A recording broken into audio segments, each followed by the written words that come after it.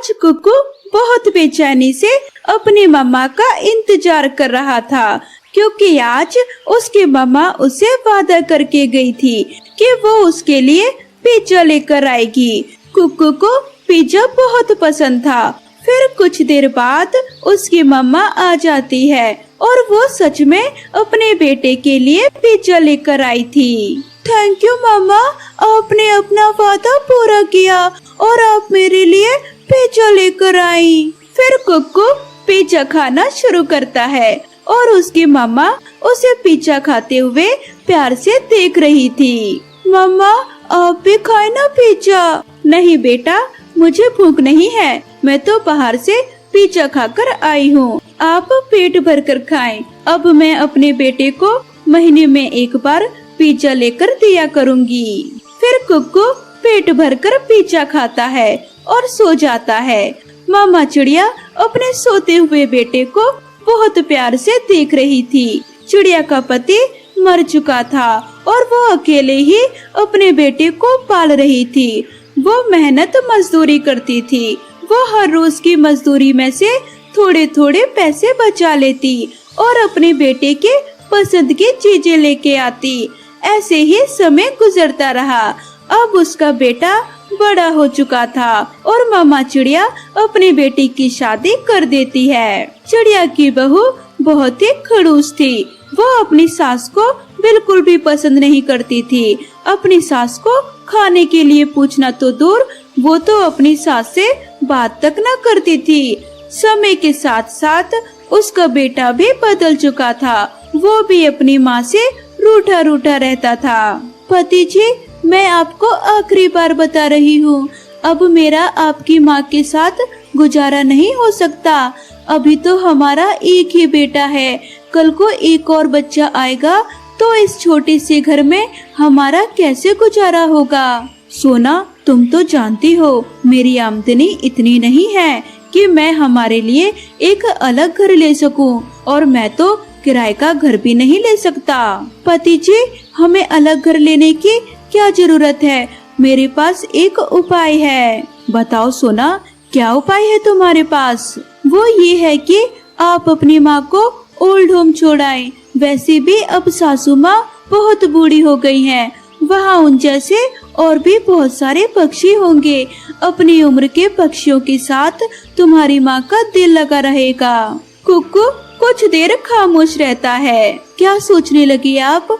मैंने आपको बिल्कुल ठीक सलाह दी है। मैंने सुना है ओल्ड होम में बूढ़े पक्षियों का बहुत ख्याल रखा जाता है। वहाँ सासू माँ बहुत खुश रहेंगी। फिर कुक्कू अपनी माँ को साथ लेकर ओल्ड होम चला जाता है। माँ, अब आप यहाँ रहेंगी। हमारा घर बहुत छोटा है, वहाँ पर मेरे बच्चे ही मुश्किल से रह सकते हैं। ओल्ड होम वाले आपका बहुत ख्याल रखेंगे। मैं भी आपसे समय समय पर मिलने आया करूँगा। ऐसे कहते हुए कुक्कू वहाँ से चला जाता है। मामा चिड़िया का दिल खून के आंसू रो रहा था। उसे ऐसा लग रहा था जैसे आज उसका दिल फट ही जाएगा। चिड़िया बहन, चले अंदर। आप जैसे बहुत सारे पक्षी हैं यहाँ पर। धीरे धीरे आपका दिल लग जाएगा। चिड़िया बहन, माँ बाप अपने छोटे घर में अपने बच्चे को पाल लेते हैं, लेकिन उसी छोटे घर में बच्चे अपने माँ बाप को नहीं रख सकते।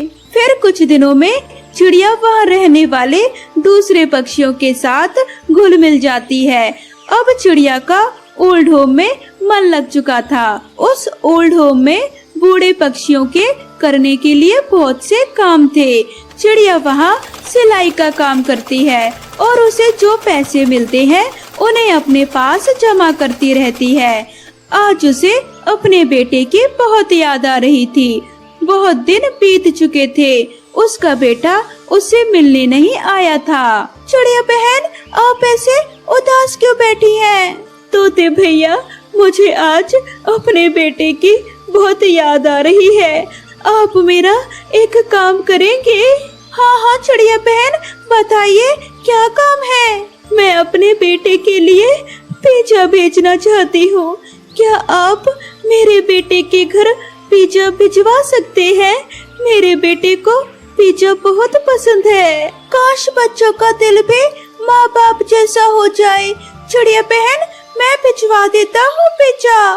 फिर तोता चिड़िया से पैसे लेकर पिज्जा कुक्कू के घर भिजवा देता है। पिज्जा, हमने तो कोई पिज्जा ऑर्डर नहीं करवाया।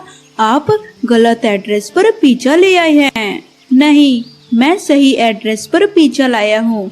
ये पिज्जा ओल्ड होम से एक चिड़िया ने डिलीवर करवाया है आपके लिए। पिज्जा बॉय पिज्जा देकर चला जाता है। कुक्कू की आंखों में आंसू थे। बीते लम्हों की सारी बातें उसकी आंखों के सामने आ रही थी। पति जी, पिज्जा लिए आप यहाँ क्यों खड़े हैं? अंदर आ जाएं। बहुत अच्छा किया आपने जो पिज्जा मंगवा लिया। मिंटू पिज्जा खाकर बहुत खुश होगा।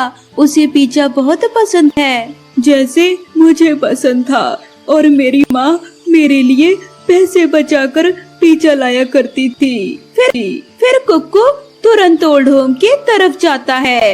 ये इन्हें क्या हो गया है? माँ, मुझे माफ कर दो।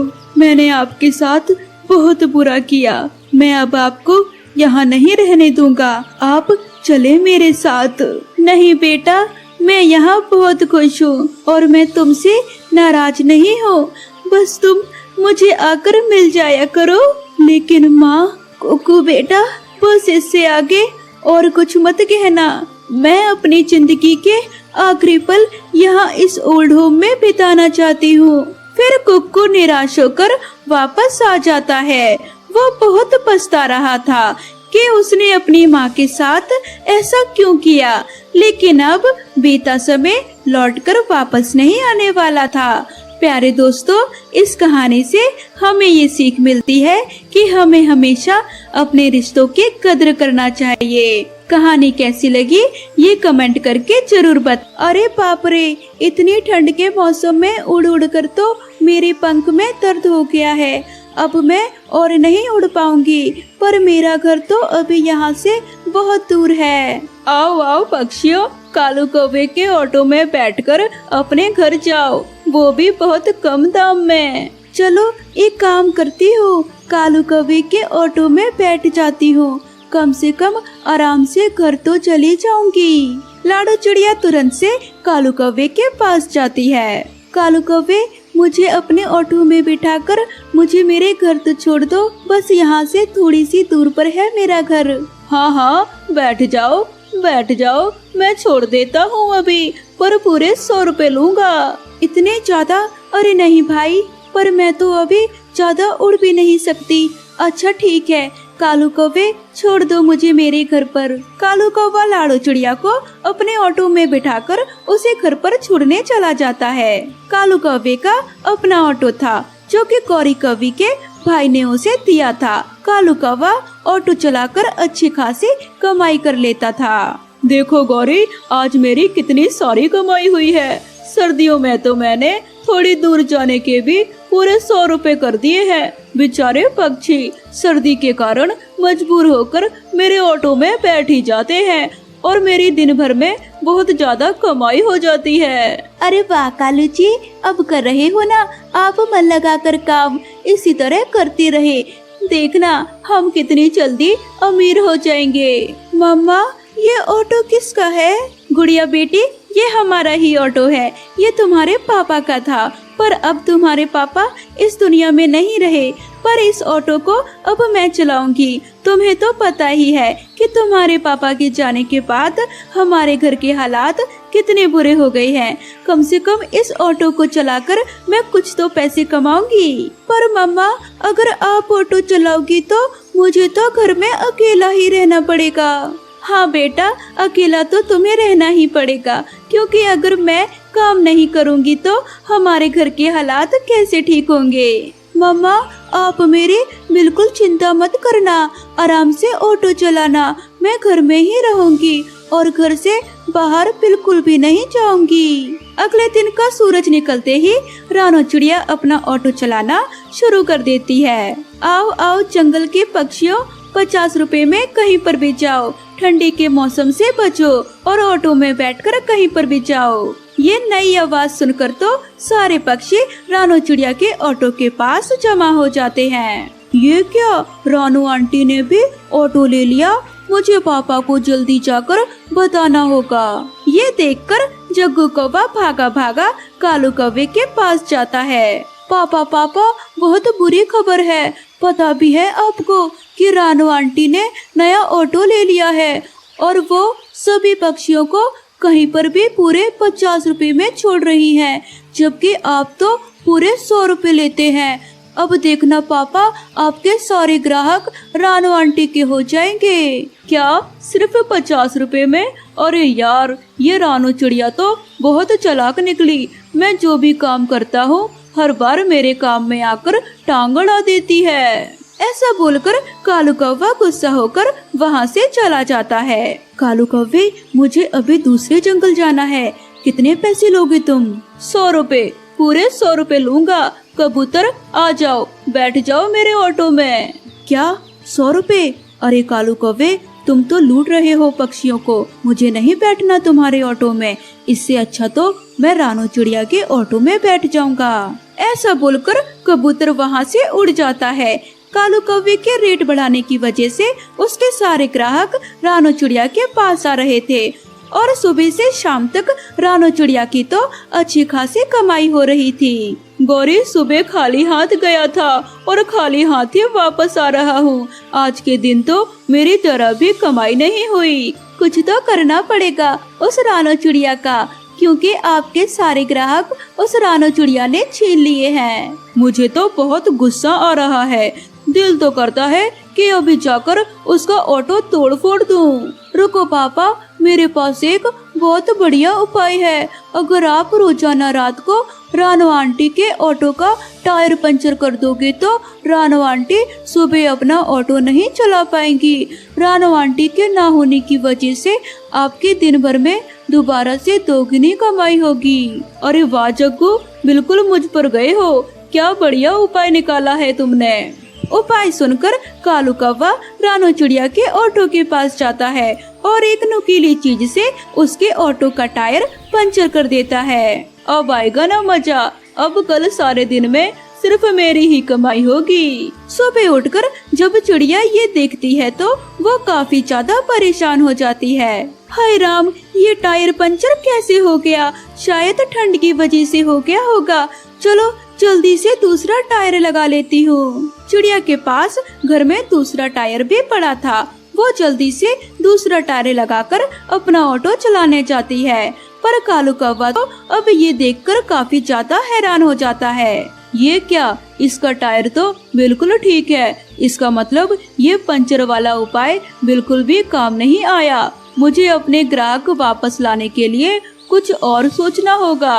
आज रात फिर से कौवे का परिवार मिलकर कोई दूसरा उपाय सोचते हैं। उपाय मिलते ही जग्गू कौवा तुरंत ही रानू चिड़िया के ऑटो के पास जाता। इससे पहले कि यहाँ पर मुझे कोई देखे, मैं जल्दी से ऑटो का कांच तोड़कर भागता हूँ। जग्गू कौवा एक पत्थर जोर से उस ऑटो के कांच पर मारता है और कांच तोड़कर वहाँ से भाग जाता है। आज सुबह फिर से रानू चिड़िया ये नई समस्या देखकर काफी ज्यादा परेशान हो गई थी। अरे बाप रे, ये कांच ऑटो का कैसे टूट गया? इसका कांच तो बहुत महंगा आता है और पक्षी तो टूटे कांच वाले ऑटो में कभी नहीं बैठते।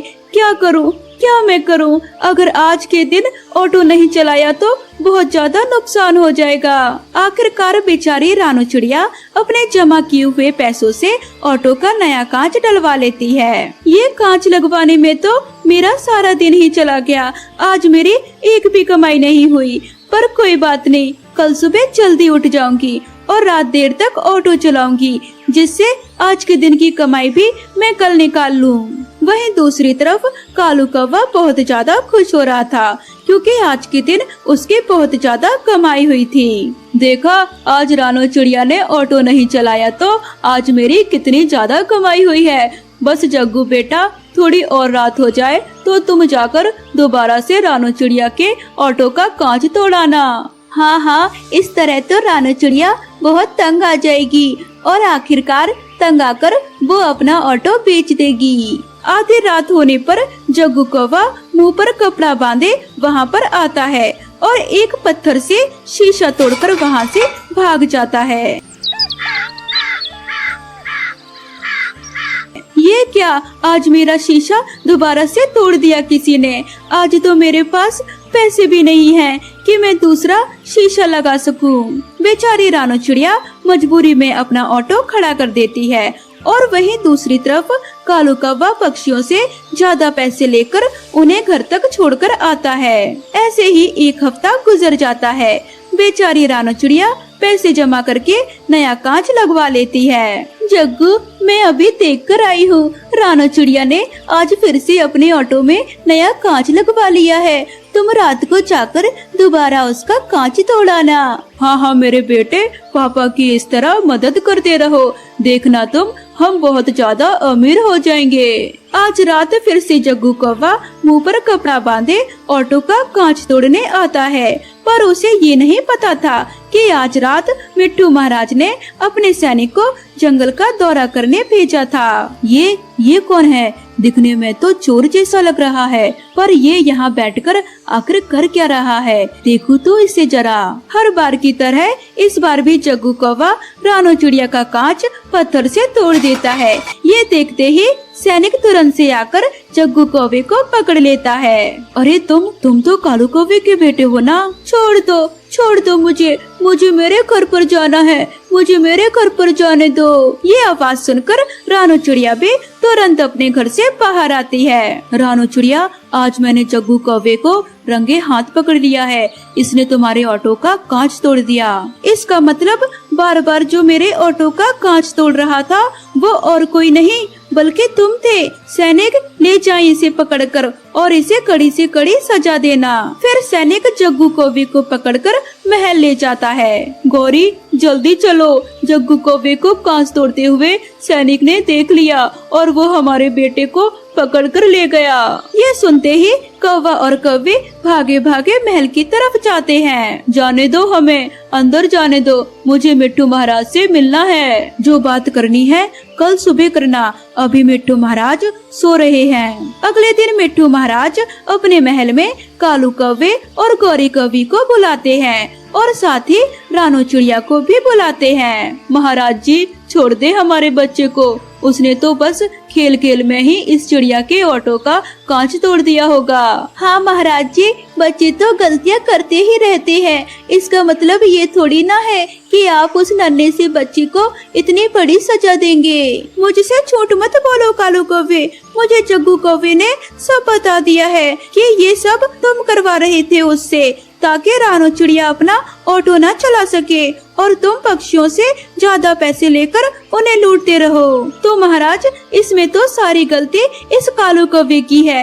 आप छोड़ दें जग्गू कौवे को, क्योंकि वो तो मासूम है अभी। हाँ, तुम ठीक कह रही हो, इस कालू कौवे ने पक्षियों को बहुत लूटा है और तो और तुम्हारे ऑटो का कांच भी तोड़ा है ना। इसकी यही सजा है कि मैं इसे पूरे 2 साल तक कैद करके रखूंगा। अब 2 साल तक कालू कौवे को कैद हो जाती है और जग्गू कौवे को मिट्टू महाराज छोड़ देते हैं। इस तरह कालू कौवे को अपने गलत कामों की सजा मिल जाती है, क्योंकि गलत काम का अंजाम हमेशा बुरा ही होता है।